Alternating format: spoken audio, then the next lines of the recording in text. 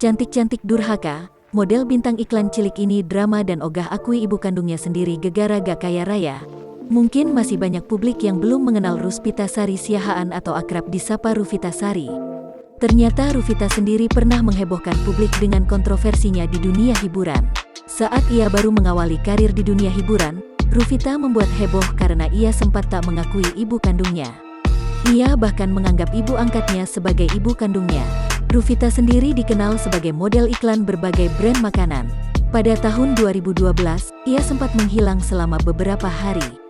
Di usianya yang masih 13 tahun kala itu, ia sudah berani kabur dari rumah orang tuanya.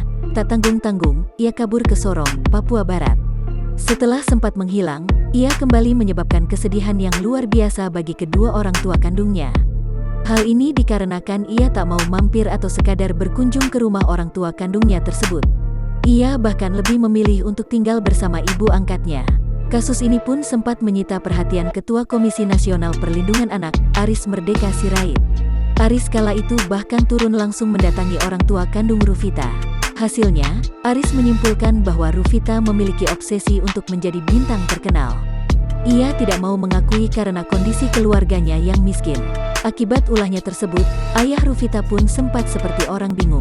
Bahkan ia tak percaya anak kandungnya itu tega meninggalkan keluarganya.